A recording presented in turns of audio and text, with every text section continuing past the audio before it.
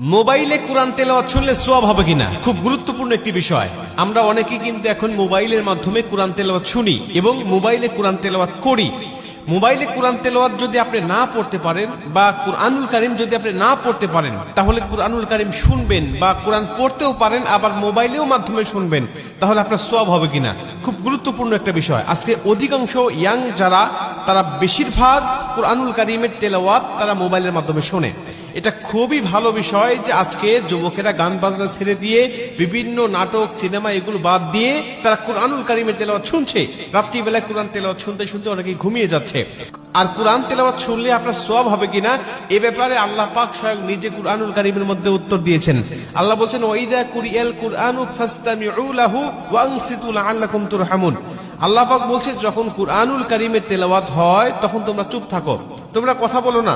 ওয়াইদা কুরিয়াল কুরআনু ফাসতামিউ লাহু ওয়া আনসিতু লাআল্লাকুম তুরহামুন, এবং মনোযোগ সহকারে তোমরা শ্রবণ করো, আশা করা যায় যে আল্লাহ পাকের রহমত তোমাদের উপর বর্ষিত হবে। আল্লাহর কোরআন আপনি শুনবেন মোবাইলের মাধ্যমে হোক আর কারো কণ্ঠে হোক আর সামনাসামনি হোক, আপনি যখনই কুরআনুল কারীমের তেলাওয়াত শুনতেছেন তখনই আল্লাহ আপনার উপরে রহমতের বাড়ি ধারা বর্ষণ করছেন। অতএব মোবাইলের মাধ্যমে আপনি কোরআন তেলাওয়াত শুনতে পারবেন, এটা হলো প্রথম নম্বর কথা।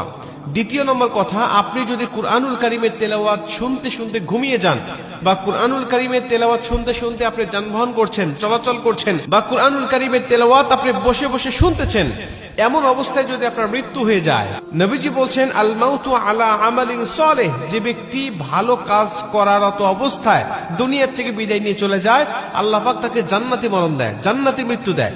আমাদের মৃত্যু কখন হবে, আমাদের মরণ কখন চলে আসবে আমরা কেউ জানি না।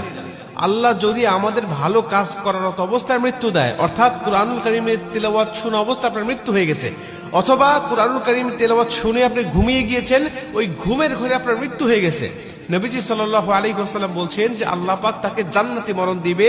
শুধুমাত্র তাকে সওয়াব নয়, বরং মরণটা জান্নাতি হয়ে যাবে।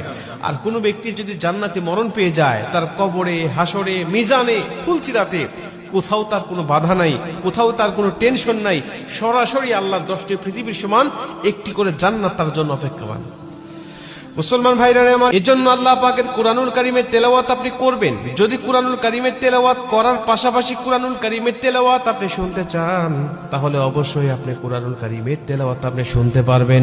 যদি সামনাসামনি কাউকে না পান কোরআন তেলাওয়াত শোনার জন্য, বা সামনাসামনিও আপনি শোনেন, আবার মোবাইলের মাধ্যমে আপনি শুনতে চান, তাহলে আপনি অবশ্যই শুনতে পাবেন।